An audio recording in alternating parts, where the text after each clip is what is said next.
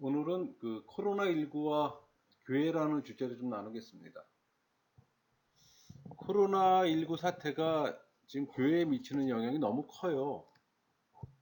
오늘은 그 설문조사 데이터를 좀 인용하겠습니다.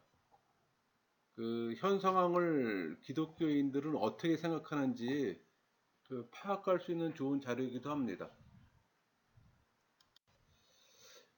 외신을 보면은 지금 한국 방역은 최고예요. 코로나19 방역으로 지금 한국의 위상이 엄청 높아졌습니다. 선진국 수준이에요. 한국이 선진국이라는 사실을 한국인만 몰라요. 선진국도 그냥 선진국이 아니에요. 선진국이 부러워하는 수준입니다. 그런 최고의 방역 국가에서 8월 15일 광복절 집회로 코로나19 이 전파가 지금 빠르게 폭넓게 확산되고 있습니다. 집회의 후폭풍이 너무 커요. 나라 전체에 큰 어려움을 주고 있습니다. 광화문 집회 참가자의 상당수는 지금 보수 기독교인이라는 사실은 누구나 다 알고 있습니다. 집회를 지원하고 또 후원하는 곳이 보수적인 또 대형 교회라는 사실도 밝혀졌고, 지금 그리스도인들이 복음 전파자가 아닌 바이러스 전파자가 되었어요. 한국 근대사를 보면 교회는 사회에 많은 영향을 줬습니다. 한국은 기독교 국가는 아닙니다. 하지만 기독교 국가 이상으로 또 선한 영향력을 행사했어요. 군부 독재 정권과 싸우며 또 민주화에 또 산업화에 앞장서서 사회에 또 막강한 영향력을 또 행사했습니다. 한국 교회사에서 그 기간은 가장 성장한 시간이기도 했어요. 그러니까 기독교 집회를 열면은 또 수만 명이 모였고 또 수많은 사람들이 교회로 들어왔어요. 기독교는 공산주의와 싸웠고 또 경제를 발전시키는 국가의 또 원동력이 되었고 그런 이념이 이번 광복절 집회를 만든 겁니다. 그 과거 기독교의 성장을 그리워하는 그 심리가 집회에 참석한 교인들에게 존재했을 겁니다. 또 그 마음 때문에 성향이 같은 목사를 또 맹종하게 되고 또 보수 진보라는 이 프레임에 갇히게 되었다고 저는 봅니다. 여러분 시대가 바뀌었음에도 불구하고 이 과거를 회상하며 그 힘을 갖고 싶은 거는 충분히 이해가 돼요. 그러나 시대는 변했습니다. 변함을 인정하지 않고 이 과거로 회귀하는 태도를 고집한다면 기독교는 빠르게 몰락할 수밖에 없어요. 그러니까 교회가 진보 보수 이 프레임에 갇히면 싸울 수밖에 없고 정치화 될 수밖에 없어요. 평상시에는 선한 모습의 어떤 목사가 정치적이면 과격해지고 싸움꾼이 돼요. 사실 한국 기독교는 생성부터 정치적이었습니다. 그러니까 종교가 정치화되면 복음을 잃어요. 그럼 교회가 아닌 종교 집단이 되는 겁니다. 이번 광화문 사태로 참모습을 보게 되었습니다. 감춰진 모습이 다 드러났어요. 교회는 교회대로 또 개인은 개인대로. 기독교는 이미 지금 선한 영향력을 상실했어요. 빨리 보수 진보 프레임을 걷어내고 시대에 맞는 사고의 전환이 필요합니다. 사실 이제 불특정 다수를 전도하는 시대는 끝났다고 봅니다. 과거의 전성기는 추억일 뿐 이 양적 팽창의 기대감을 버리고 복음이 필요한 사람을 택해야 합니다. 여러분 기독교 이미지가 너무 많이 회파됐어요. 과거의 선한 교회 이미지를 회복해야 합니다. 교회가 국민의 적이 되어서는 안 돼요. 국민을 품어야 합니다. 또 교회 안에서도 이 군중의 모임이 아닌 영적 교제를 실현하는 사랑의 공동체가 또 되어야 하는 거고. 그러니까 양보다 질을 택해야 한다는 얘기예요. 종교인 양성의 차원을 넘어서 신앙인을 만드는 단계로 넘어가야 합니다. 원하든 원하지 않든 그렇게 할 수밖에 없어요. 아마 전도가 이제 안 될 겁니다. 형식적인 종교 생활에서 벗어나야 돼요. 사실 형식적인 종교 생활이 그동안 교인을 세속화시켰잖아요. 최근 주일 비대면 예배로 교회가 좀 정부와 대립각을 세우고 있습니다. 말씀 하나 볼까요? 로마서 14장 5절 6절. 어떤 사람은 이 날을 전날보다 낮게 여기고 어떤 사람은 모든 날을 같게 여기나니 각각 자기 마음을 확정할지니라. 나를 중히 여기는 자도 주를 위하여 중히 여기고 먹는 자도 주를 위하여 먹으니 이는 하나님께 감사하며 먹지 않은 자도 주를 위하여 먹지 아니하며 하나님께 감사하느니라. 여기서 모든 날을 같게 여기나니, 이 말은 모든 날들이 똑같이 하나님을 섬기는 데 사용되어야 함을 말하는 겁니다. 사도 바울은 이 날들에 어떤 특별한 의미를 부여하지 않음을 인식시키면서 이 날들에 대한 논쟁을 지금 마무리 지었어요. 그러니까 사도 바울은 먹는 것에 대해 자유로울 것을 가르치면서 이런 문제로 교회가 헛된 논쟁에 빠지지 않길 바랬던 겁니다. 한국 교회는 이 음식이나 주일 문제를 너무 구약적 관점으로만 해석하는 게 문제입니다. 우리 다니엘서 6장 10절 볼까요? 다니엘이 이 조서에 왕의 도장이 찍힌 것을 알고도 자기 집에 돌아가서는 윗방에 올라가 예루살렘을 향한 창문을 열고 전에 하던 대로 하루 3번씩 무릎을 꿇고 기도하며 그의 하나님께 감사했더라. 바벨론 포로로 예배할 수 없는 상황에서 이 다니엘의 예배는 우리에게 시사하는 바가 큽니다. 주일 예배도 대면 예배도 변화의 시점이 왔어요. 그동안 교회는 전통적 주일 예배, 대면 예배가 주류였습니다. 그러니까 기독교인들은 주일을 구별해 주일 성수를 했어요. 이제 주일 성수를 못한 이들도 많아졌습니다. 여러 가지 문제로. 그러니까 주일 성수가 현실적으로 불가능한 사람들이 많이 존재해요. 전염병으로 한 번도 경험하지 못한 새로운 시대를 지금 경험하는 겁니다. 시대는 지금 빠르게 변화해요. 한 번도 경험하지 않은 세계로 지금 진입합니다. 전혀 준비도 안 됐는데. 우리 골로새 2장 16절 17절 볼까요? 그러므로 먹고 마시는 것과 절기나 초하루나 안식을 이유로 누구든지 너희를 비판하지 못하게 하라. 이것들은 장래 일의 그림자이나 몸은 그리스도의 것이니라. 여기서 비판하지 못하게 하라. 이 의미는 율법이 완전히 폐기되었기 때문에 율법 규례의 준수 여부로 인해 판단받아서는 안 됨을 시사하는 겁니다. 그러니까 절기 준수의 큰 핵심은 모든 것을 창조하시고 이 구속사 흐름 가운데 하나님께서 이 당신의 백성들 향해 그 베푸신 그 은혜를 기억하면서 그분께 예배 드리는 삶에 있는 겁니다. 그러나 이 율법주의자들은 이런 절기에 내포된 의미보다는 절기 의식과 형식 자체만을 강조하는 오류를 범했어요. 여러분, 성경 해석을 구약으로만 해석하는 게 현재 한국교회 문제이기도 합니다. 저는 주일 성수의 가치를 절하고자 하는 마음은 전혀 없습니다. 바른 성경 해석의 적용이 필요함을 지금 말하고자 해요. 그러니까 이 자리에서 주일 성수 논쟁을 하고픈 마음은 전혀 없습니다. 여러분, 주일 성수도 교리 문제가 아닌 신학의 문제예요. 신학의 문제는 항상 다수의 의견이 존재합니다. 인정합니다. 한국 교회사를 보면 한국 교회는 세대주의 신학으로 교회가 형성되었어요. 지금은 또 보수 진보 프레임에 갇혀 있고, 그러니까 성경은 이 소모적인 논쟁을 중단하라고 좀 말합니다. 한국 교회 상당수의 목회자들은 구약 시대에 머물러 있어요. 신약 시대가 없어요. 그러니까 주일 성수도 11조도 동성애도 모두 구약 성경으로만 해석을 해요. 계시의 점진성이 있는데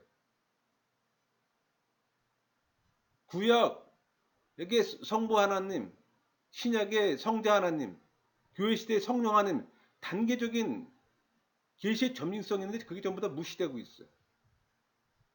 사회에 어떤 성경의 잣대를 들이댈 때 구약 성경만을 적용시켜요.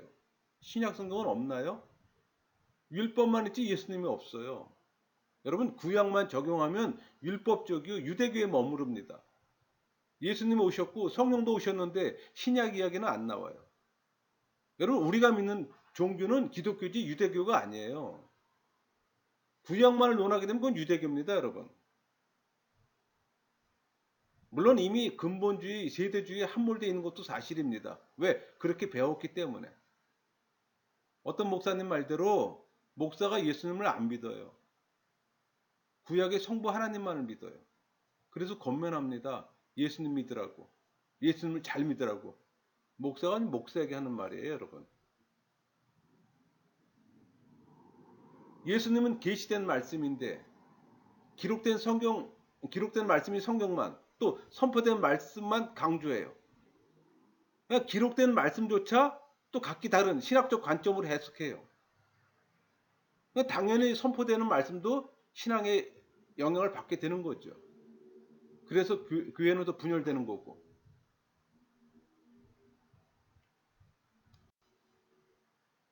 여러분, 교회의 선한 영향력으로 인정받던 시대는 끝났습니다. 전도만 하면 모이는 시대는 끝났어요. 그래서 전도가 안 되는 겁니다. 아직도 교회는 7, 80년대 그 사고에서 벗어나지 못하고 있어요. 그러니까 과거를 회상하며 모인 이번 광복절 집회는 세상의 선한 영향력이 아닌 지금 악한 영향을 주었어요. 보수 진보를 떠나 이 집회를 냉정히 보면 시대에 맞지 않는 이상한 모습으로 국민들의 지탄을 지금 받고 있습니다. 이게 세상 사람들이 아니에요. 상당수 교인들이 지금 모여 있잖아요. 최근에 그 설문조사를 인용하면은 교회가 이 코로나19 확산에 책임이 있으며 또 이후 심각한 사회적 불신에 직면하게 된다는 설문조사 결과가 나왔어요. 그러니까 이번 조사에 코로나19로 전 국민으로부터 비판받는 교회의 참담한 성적표가 나온 겁니다. 그러니까 코로나19 사태에 대한 이 교회 대응의 74%가 전반적으로 잘못하고 있다고 응답했어요. 잘하고 있다는 불과 18.7%에 불과합니다. 또 목사의 정치 활동에 사회적 비판이 거세고 있어요. 응답자 77%는 목사가 정치에 참여해서는 안 된다고 참여하지 않는 것이 좋다고 또 응답했습니다. 물론 또 반대로 정치 참여를 긍정적으로 응답한 사람은 17.8%, 8%도 있네요. 그러니까 정치 권력과 종교 분리가 절실합니다. 여러분 목회자가 정치하면 그는 이미 목회자가 아니에요. 교회를 이용해 정치적 야심을 채우는 정치가일 뿐입니다. 그런 목회자와는 함께 먹지도 말라고 성경은 말씀하세요. 고린도서 5장 9절에서 11절까지 말씀입니다. 내가 너희에게 쓴 편지에 음행하는 자들을 사귀지 말라 하였거니와 이 말은 이 세상에 음행하는 자들이나 탐하는 자들이나 속여 빼앗는 자들이나 우상 숭배하는 자들을 도무지 사귀지 말라 하는 것이 아니니 만일 그러하려면 너희가 세상 밖으로 나가야 할 것이라. 이제 내가 너희에게 쓴 것은 만일 어떤 형제가 일컫는 자가 음행하거나 탐욕을 부리거나 우상 숭배를 하거나 모욕하거나 술 취하거나 속여 빼앗거든 사귀지도 말고 그런 자와는 함께 먹지도 말라 함이라. 하나님께서 창조하신 이 아름다운 세상과 그 가운데 있는 이 세속의 차이를 구별해야 합니다. 고린도 교회가 단절해야 할 것은 하나님께서 창조하신 아름다운 세상이 아니라 세속적인 가치였어요. 그러니까 목회자는 이 세속적 가치를 추구하면 하나님과의 적대적 위치에 놓이는 겁니다. 심하게 표현하면 공인된 적그리스도가 되는 거예요. 그래서 분별이 필요한 겁니다. 여러분 맹종하지 마세요. 또 설문조사를 인용하면은 이 개신교인 응답자 1000명 중 674명은 종교가 코로나19로 인해 타격받을 것이라고 응답했습니다.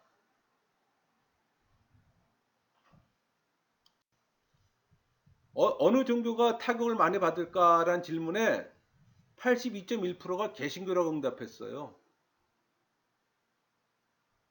그러니까 개신교인 또 응답자들도 82.5%가 교회가 제일 타격 많이 받을 것이라고 응답했고, 그러니까 코로나19 이후 한국 교회 위기가 찾아올 것이라는 데는 이견이 없어요. 근데 이런 상황인데 목회자들만 몰라요. 이번 광복절 집회로 인해 발생한 코로나19 사태는 개신교 이미지가 타 종교에 비해 엄청나게 나빠졌습니다. 그러니까 코로나19 이전과 이후 이 신뢰도에 대한 변화를 물었는데 코로나19 이후 더 나빠졌다는 응답이 63.3%에 달합니다. 뭐 비슷하다가 34.8%, 더 좋아졌다는 응답은 1.9%입니다.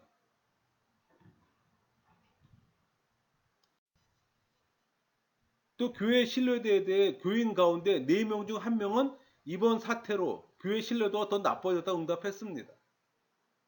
그러니까 교인 25.5%가 더 나빠졌다고 응답했던 거예요. 그러니까 기독교인이 생각하는 교회 이미지입니다. 그러니까 기독교인이 아닌 사람들은 이 교회에 대한 신뢰도가 더 나빠졌다는 응답이 70%나 나왔어요. 또 신뢰하는 종교를 묻는 질문에는 26.1%가 없다고 응답했어요. 그러니까 불신자들에게 종교에 대한 신뢰도를 보여주는 겁니다. 점점 우리 기독교뿐만 아니라 타 종교도 신뢰도가 점점 떨어지고 있는 거예요. 이 종교 선호도를 보니까 불교가 27.5% 가장 높아요. 카톨릭 22.8%, 개신교가 16.3% 나왔어요. 과거와는 완전히 바뀌었습니다. 지금 기독교는 몰락하고 있어요, 여러분. 몰락의 길을 걷고 있어요. 아니, 몰락의 길을 달려가고 있어요, 지금.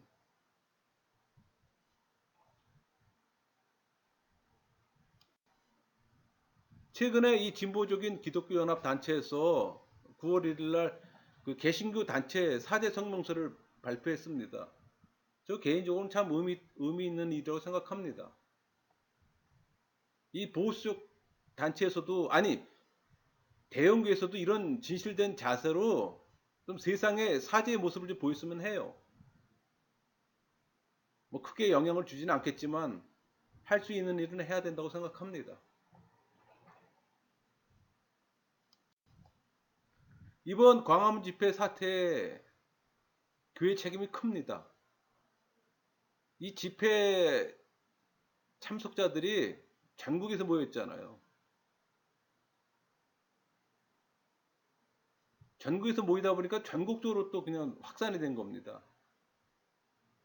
그러니까 세상에서는 보수 진보 구분이 없어요. 기독교는 하나로 봅니다. 보수 기독교, 진보 기독교 구분이 없어요. 세상 사람들은.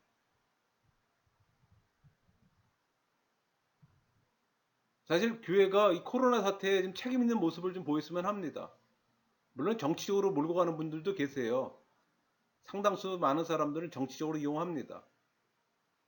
그래도 어쨌든 교회가 원인 제공했잖아요. 또 최근 진행되는 온라인 종교 활동에 대해서 조사를 보니까는 온라인 종교 활동의 67.8%가 바람직하다고 응답했습니다. 바람직하지 않다 응답이 20.9%예요. 3배 차이 나죠? 이게 시대적 흐름이에요. 과거 온라인 종교 활동은 언급하지도 않던 주제였습니다. 감히 말도 못 꺼냈던 내용이에요. 근데 이제 한 번도 경험하지 않은 세계로 들어가고 있는 거예요. 최근에 그 보수적인 그 목회자들이 정부의 그 권고 사항이 교회를 탄압한다는 주장이 있었어요. 뭐 지금도 그렇게 생각하는 분들 많이 있겠지만, 근데 여러분 교인 과반수는 종교 탄압이라고 생각하지 않아요. 그 기독교 사회문제연구원에서 이번에 전국 남녀 기독교인 1000명을 대상으로 인식조사를 한 건데, 이 발표는 코로나19 관련해서 응답 내용을 8월 25일 날 공개했습니다. 그러니까 정부에서 내놓은 그 종교 집회 이 자제 권고에 대해서 정부의 코로나19 대처에 대한 정부 신뢰도에 기독교인들은 73.7%가 긍정적으로 응답했어요. 정부 방역 정책에 신뢰하지 않는다는 응답은 22.7%. 그러니까 정부 방역에 대한 이 교인들의 신뢰도가 높아요. 사실 외국에서도 인정한 한국 방역 시스템입니다. 외신을 조금이라도 접한 사람은 쉽게 알 수 있어요. 여러분 요새 외신을 자주 접하다 보면은 우리 한국의 이 방역 시스템이나 이 위상도가 국뽕 맞은 기분이에요, 여러분. 오히려 한국 언론에서만 지금 다루지 않을 뿐이지 외신을 접하면은 엄청난 수준으로 지금 격상됐어요. 또 정부의 종교 집회 자제 권고 조치가 종교의 자유 침해라고 생각하냐는 질문에 그렇지 않다가 57.2%입니다. 또 종교의 자유 침해라고 생각하는 응답은 35.5%예요. 근데 이런 그 설문조사를 보면은 기독교인들의 어떤 정부 신뢰도나 종교 탄압의 인식도가 정치적 입장에 밀접하게 관련됐던 걸 알 수가 있습니다. 그러니까 보수 진보 프레임이 엄청 그 자리 잡고 있어요. 그 매사를 보수 진보 이 프레임으로 보는 거예요. 빨리 여기서 탈피해야 되는데. 또 비대면 예배 강제 등 이 종교 탄압 논란에 대해서 58.9%가 국가는 종교의 자유가 헌법에 보장되어 있어도 제한할 수 있다에 응답했습니다. 반면 31.4%는 헌법에 보장된 종교의 자유를 침해해서는 안 된다고 또 응답한 사람도 있어요. 그러니까 교인들 절반 이상이 종교보다는 국가가 우선이라는 생각을 갖고 있는 거예요. 국가가 있어야 교회도 존재한다고 보는 겁니다. 사실 그건 역사가 증명했어요. 또 국가 안에는 다수가 있음을 또 인정해야 합니다. 사도 바울은 권위 있는 사람을 존경하고 또 공손히 복종으로 대하며 의무를 다하라고 얘기합니다. 그게 에베소 6장 5절에서 8절까지예요. 종들아 두려워하고 떨며 성실한 마음으로 육체의 상전에게 순종하기를 그리스도께 하듯 하라. 눈가림만 하여 사람을 기쁘게 하는 자처럼 하지 말고 그리스도의 종처럼 마음으로 하나님의 뜻을 행하고 기쁜 마음으로 섬기기를 주께 하듯 하고 사람들에게 하듯 하지 말라. 이는 각 사람이 무슨 선을 행하든지 종이나 자유인이나 주께로부터 그대로 받은 줄을 알미라. 그러니까 그리스도인은 세상 정치 이념에 매몰되면 안 됩니다. 하나님 말씀에 매달려야지. 그럼 답은 나와 있어요. 사실 한국 교회는 이혼론 사고책에 빠져 있습니다. 교회는 거룩하고 세상은 악하다고. 그러나 교회는 악한 세상 속에서 복음을 전해야 합니다. 그 악한 세상 속에서 불신자를 건져내야 해요. 왜? 세상 안에 교회가 있잖아요. 교회 예배가 중요하듯 세상의 경제 활동도 그들에겐 중요합니다. 기독교가 어떤 목사님 말씀처럼 목숨 걸고 예배 주장하듯 그들 역시 경제 활동에 목숨 걸어요. 각자에게 소중하기에. 그러니까 우리에게 교회를 개방하면 그들의 영업장도 개방해야 하는 겁니다. 그들은 교회 때문에 피해를 보고 있잖아요. 그런데 기독교만 소중한 걸 강조하고 그들의 소중에는 관심이 없다면 결국 그들을 적대 관계로 만드는 겁니다. 사실 이번 광복절 집회로 교회가 세상에 적대 관계가 되고 있어요. 그런 전도는 없는 겁니다. 지금 교회의 모습을 보면 교회가 세상과 싸우려고 작정한 것 같아요. 세상과 싸우는 대상이 아니라 품어야 하는 대상입니다. 마치 의료계에서 이 전공의들이 집단 이익을 위해 국민을 담보로 정부와 싸우는 것처럼 교회가 이기적인 집단이 되어서는 안 돼요. 정치 이념에서 벗어나야 합니다. 여러분 기독교는 정치 이념을 초월해요. 정치 이념의 수준이 아니에요 기독교는. 너무 기독교를 격화시키는 것 같아요. 그렇다면 지혜롭게 또 선한 방법으로 풀어가야 하잖아요. 목소리 키워 자기 주장하는 건 쉽습니다. 목소리 키워 주장하면 상대가 인정하나요? 안 하잖아요. 적대감만 키울 뿐이지 합리적인 주장이 필요해요. 일부 보수적인 목회자들이 정부가 기독교를 탄압하고 멸절시키려 한다는 주장은 정치적 발언입니다. 설문조사처럼 상당수가 그렇게 생각 안 해요. 기독교인조차. 보수적 집단에서 진보적 정부를 싫어하는 건 이해합니다. 그러나 교회를 탄압하고 멸절시킨다는 주장은 정치적 발언이에요.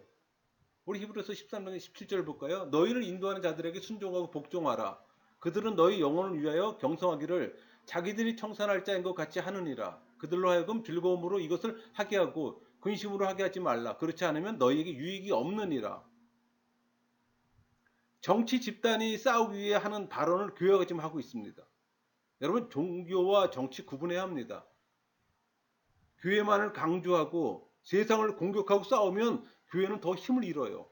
스스로 전도의 문을 막는 겁니다. 지금 방어막을 치고 세상과 전쟁하는 교회가 되고 있어요.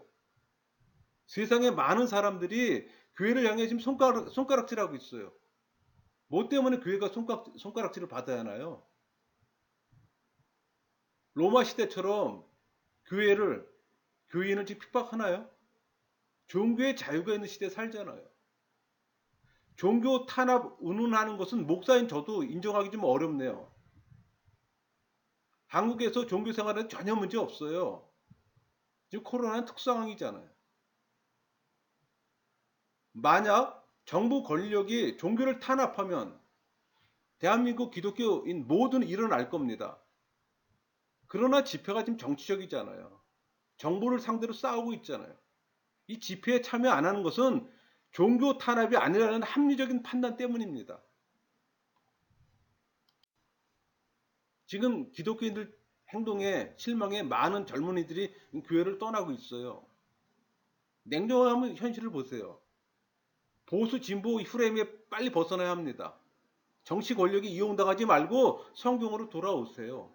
우리 서로 인정합시다. 교인들 내쫓아 가난 성도 만들고 불신자들 교회 안에 못 들어오게 하고 지금 교회는 교회가 아니에요. 편협한 사고체계를 가진 종교 집단으로 지금 전락하고 있습니다. 지나친 표현인가요? 종교색을 띤 정치 집단이 되고 있어요. 여러분, 목사가 정치색이 띠면 영성은 없는 겁니다. 지금 군부 독재 시대가 아니잖아요. 중세교회 시대가 아니잖아요. 보수 진보 프레임에 갇혀 이 정치에 함몰되면 예수님도 없고 성령도 없어요. 미움만 갈등만 있을 뿐입니다. 이 정부를 향한 목사들의 언행을 보면 지성도 없고 하나님도 없고 그냥 정치꾼 같아요. 왜 그렇게 표현해야 되죠? 우리 로마서 13장 1절 2절 볼까요? 각 사람을 위에 있는 권세들에게 복종하라. 권세는 하나님으로부터 나지 않음이 없나니 모든 권세는 다 하나님께서 정하신 바라. 그러므로 권세를 거스르는 자는 하나님의 명을 거스름이니 거스르는 자들은 심판을 자취하리라. 여기서 위에 있는 권세, 사도 바울은 정부 당국을 가리키는 겁니다. 그러나 이 명령은 뭐 정부 지도자뿐만 아니라 다른 영역에 있는 하나님이 권위를 위임하신 사람들에게 적용되는 거예요. 뭐 신약 성경에서는 하나님이 권위를 위임하신 분야는 정부, 뭐 교회, 가정, 사회가 될 겁니다. 여러분, 어차피 세상사 정치사예요. 늘 의견이 다른 대상이 존재해 왔어요. 정도의 차이만 있을 뿐 대적자는 항상 있어요. 종교 안에서도 로마 카톨릭과 프로테스탄트, 뭐 개혁주의와 세대주의, 칼빈주의와 알비니안주의, 뭐 정통과 이단, 보수신학과 진보신학, 오랜 세월 동안 그렇게 대척관계에 돼 있잖아요. 세속에서도 진보 보수, 뭐 태극기 집회, 촛불 집회 양분돼 있잖아요. 서로 설득할 수 있나요? 주목질을 안 하면 다행이죠. 안 되잖아요. 다른 의견을 그냥 인정할 수밖에 없어요. 서로 죽일 것처럼 싸우면 뭐가 달라지나요? 투표로 결정합니다. 이게 민주주의잖아요. 결과에 순복하고 바른 지식과 정보를 갖고 바른 선택만 하면 되는 거예요. 가짜 뉴스를 분별할 수 있는 지식 체계를 가져야 되는 거고, 맹신하지 말고. 저는 개혁주의 목사입니다. 로마 카톨릭과 세대주의, 알미니안주의 이단과 싸우는 것도 벅차요. 근데 여러분, 세속 정치는 투표로 의사를 표현하잖아요. 어차피 정권은 5년마다 바꿀 수 있는 권리가 국민 모두에게 있습니다. 항상 투표로 국민의 뜻을 보여주면 되는 겁니다. 계속 바뀌었잖아요. 뭐 새삼스러운 게 있나요? 잘못하면 투표로 교체합니다. 어차피 50%의 지지율로 정권이 탄생되고 5년을 지켜보는 거예요. 항상 양분돼 있잖아요. 일치는 없어요. 여러분, 정치꾼에게 놀아나지 마세요. 항상 집단 이기주의는 있어 왔습니다. 법조계나 언론계나 의료계나 하다못해 노동단체조차. 여러분, 그 선을 악으로 또 악을 선으로 얼마든지 바꿀 수 있는 게 정치 논리입니다. 진리가 아닌 것에 시간 낭비하지 마세요. 그러나 종교는 달라요. 왜? 구원의 문제이기에. 죽고 사는 전쟁입니다. 잘못 선택하면 불못이고 잘 선택하면 천국이에 혼신을 다해 매달립니다. 바른 교리로 구원 얻고 천국 가고 싶네요. 여러분, 세속 정치는 단순해요. 보수 진보에 함몰되지만 않으면 맞고 틀리기가 쉬워요. 아주 단순해요. 맞는 것만 선택하면 됩니다. 지금 한국 교회는 몰락하고 있어요. 몰락시키는 요인은 너무나 많습니다. 복음의 진리를 지켜내기 힘들어요. 전도에서 이끌고 가야 하는 교회가 사회적 지탄을 받고 있다면 어떻게 전도가 가능할 수 있겠습니까? 교회 전도의 목적이 하나님 나라의 확장이지 교회 자체 확장이 돼서는 안 되는 거예요. 세속화를 막기 위해 교회가 산으로 들어갈까요? 섬으로 갈까요? 답이 없어요. 그러면서 스스로 위로도 합니다. 어차피 천국길은 좁다고. 모두가 천국 갈 수 없다고. 여러분, 앞으로 기독교는 점점 쇠락할 겁니다. 아마 소수의 카타콤 교회를 변화갈 겁니다. 대형교회 형식 예배는 앞으로 힘을 잃을 거예요. 쇠퇴할 겁니다. 그냥 눈에 보이잖아요. 세상 물질의 빈부의 차이가 심하듯 영적 부유함과 영적 빈약함이 심해질 겁니다. 여러분은 어느 쪽이세요? 또 목회자는 바른 신학으로 기독교의 현실을 진단하고 또 미래를 준비하는 또 지도자가 되어야 합니다. 중요한 사실은 보수 진보 프레임에 빨리 벗어나야 된다는 겁니다. 정치에 종교를 걸지 마세요. 정치적 싸움보다 더 중요한 것은 교회 안에 있는 대다수의 종교인들을 신앙인으로 만드는 일에 매진해야 합니다. 여러분, 종교인이세요? 그 신앙인으로 전환되어야 되는 겁니다. 여러분, 신앙인이세요? 그 신앙 지켜가세요. 온전한 신앙인으로서. 여러분, 기독교인에게 구원보다 중요한 게 있나요? 최고의 가치를 던져버리고 세속 정치에 올인한 우를 범하지 마세요. 기독교가 어떤 사회의 바람직한 관계를 꾸준히 성찰하고 준비하는 건강한 공동체가 되어야 합니다.